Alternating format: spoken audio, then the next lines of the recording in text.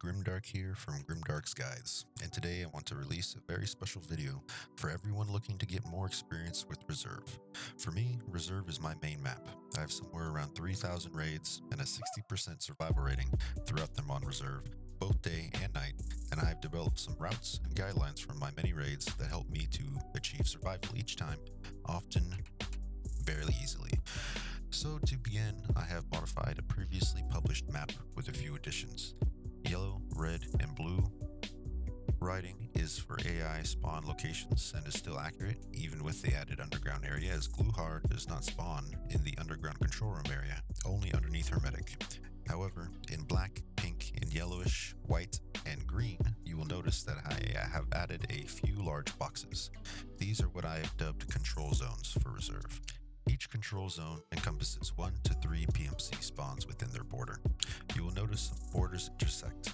These are spawns that are likely to encounter each other if they move across conflicting control zones, and the boxes also highlight what areas are safest for you to take control of early game in order to safely loot.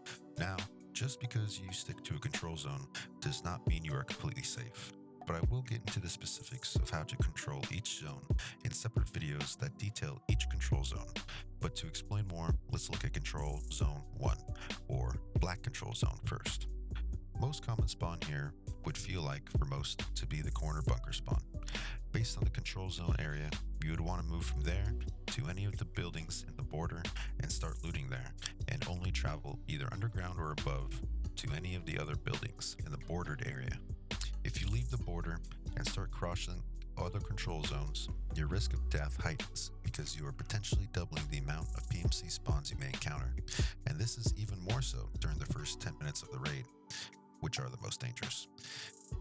But the other control zones will face the same risk if they come at you from another control zone, so the best thing to do for survival is to wait in a control zone and hunker down or eliminate the other two spawns nearby.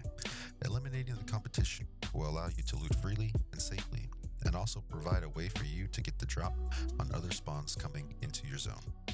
Making money with this method, however, requires keys, but keys and Reserve go hand in hand for anybody serious about making money.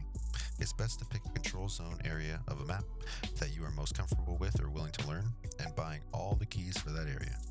That will give you a solid way to make consistent money as a new player, as there are often many doors left locked by the end of the raid.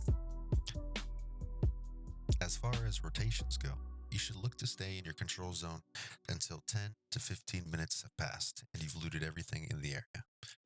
By then you will have either a couple PMC kills, a scab boss kill, or a full backpack in any other way, and from there you want to ask yourself, is my loot good enough or do I need more?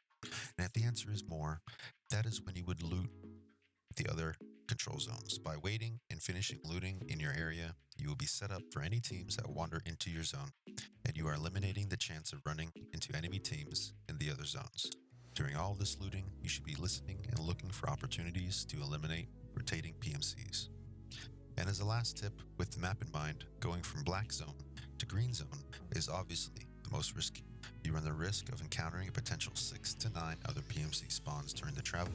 However, with the same logic, going from black to pink is a smarter choice. You can eliminate the team there if you run into them, and if you take control of black sector, the risk of being third-partied from black pawn side of the map is reduced greatly. Now, although every raid is different, paying attention to the raid timer and when certain things happen, as well as listen to the sounds from the environment, can help you make decisions on when to move zones or hunker down. A few observations of my own that I reference when it comes to making decisions about where to move or not are the following. Though like I said, every raid is different. These are just guidelines. First player scavs spawn from 42 minutes in, and then another wave at 38 minutes.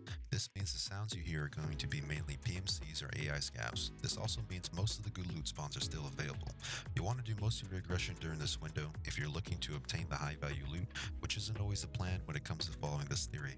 An easy way to tell if it's a PMC or a scav is that suppressed weapons are mainly going to be the PMCs, and try to get familiar with the weapon types and what they sound like for this reason. Know the hotspots and then know where people go after. Many times I wait out the first few minutes of a raid if I spawn near dangerous hotspots, just observing or overwatching one of the spots. This picks me up some easy kills and allows safer rotations after the other players leave the area. They often do not stop and unlock or loot everything, just the hotspots such as drop down, missing lots and lots of valuable loot. I often do a loop starting from White Pond to Black Pond drop down to loot RBAM and find it undisturbed, even 10-15 minutes into the game. Train arrives at any time after 25 minutes in, and when it does, expect player scavs and PMCs alike to flock over to that area of the map, as well as snipers to take position. Best to be considered and likely evaded or timed closely so that you can exfiltrate on the train. The train leaves 7 minutes after it arrives and has a chance to spawn 2 to 6 raiders, either near the train station or on the K buildings at the front of the train station right as it is arriving. And on that note, the Hermetic Bunker's alarm blares for exactly 4 minutes. Plan accordingly, as a favorite route of mine is RBVO spawn to Hermetic Cages to extract when a player scav hits the Hermetic power switch. Gluhar never spawns underground anywhere, but Hermetic underground cages, and will refuse to go downstairs.